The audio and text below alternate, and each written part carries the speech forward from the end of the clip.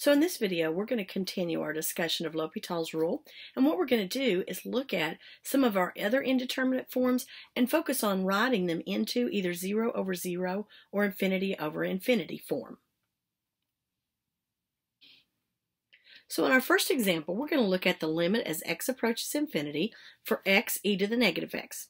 So as x approaches infinity, this term of x would be approaching infinity. Then e to the negative x, well, that would be e to a negative power, which would really be 1 over e to the x. But if x is approaching infinity, then that's approaching 0, because I'd have 1 over something really large, which would be going towards 0. So we have infinity times 0. Now that does not give us 0, because remember, this is approaching 0. We're not saying that it equals 0, but that it's going to get really small, and we're multiplying it by a number that's really big. So I don't know what's going to happen in that case. That's why it's called an indeterminate form.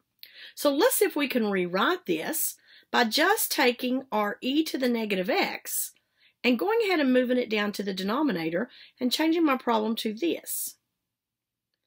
X over e to the x. Now what happens as x approaches infinity? Well, on the top we get infinity. On the bottom we're going to get infinity, which we know that L'Hopital's rule says, hey, just take your derivative and try again. So if I do the derivative of the top, I get 1. The derivative of e to the x stays e to the x.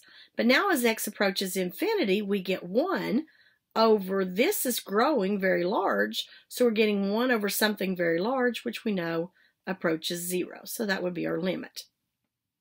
Let's look at our next problem. We have the limit as x approaches 0, 1 over x minus 1 over x. But that's going to give me 1 over x as x approaches 0 is going to be actually undefined, and 1 over the sine of x, which would be 1 over 0.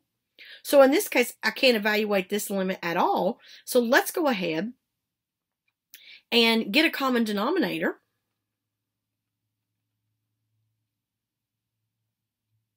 Oops, it should be approaching 0.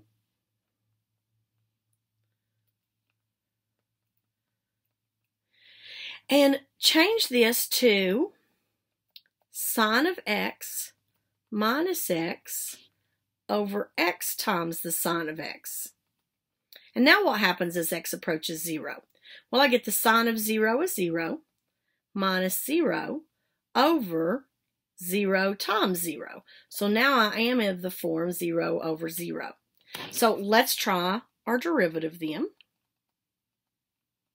We're going to get the derivative of sine of x as cosine of x minus 1. And then I'm going to need to do product rule for x sine of x. Well, that's going to end up giving me sine of x plus x cosine of x. But let's let x approach 0.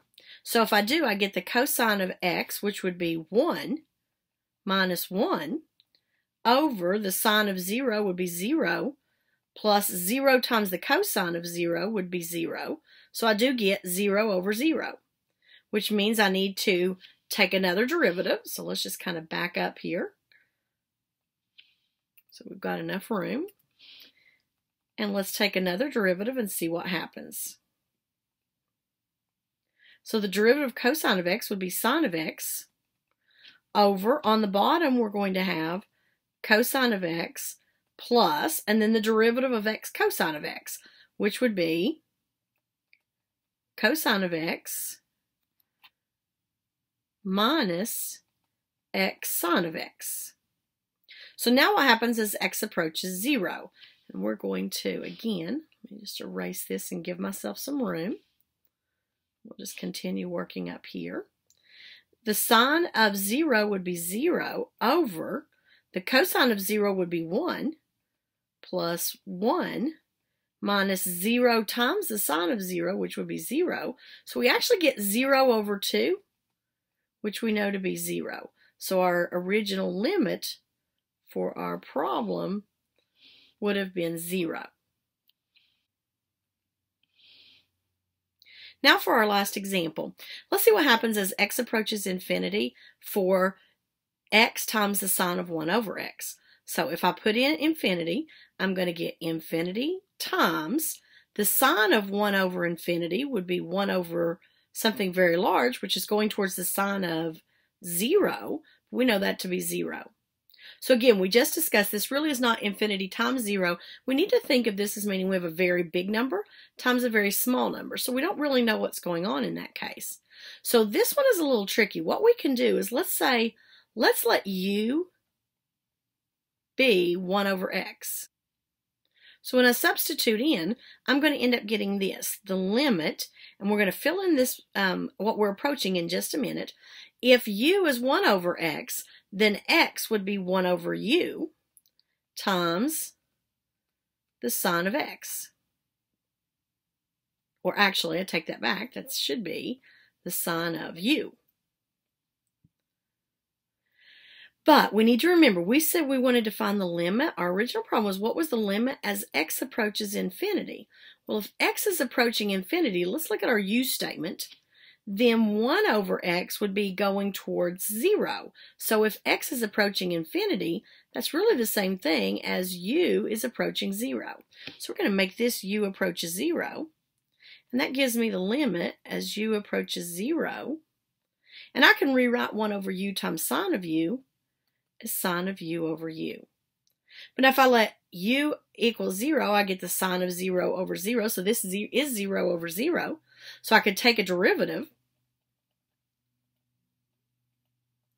and get the derivative of sine of u is the cosine of u over 1. And now as u approaches 0, the cosine of 0 is 1 over 1. And so our answer would be 1.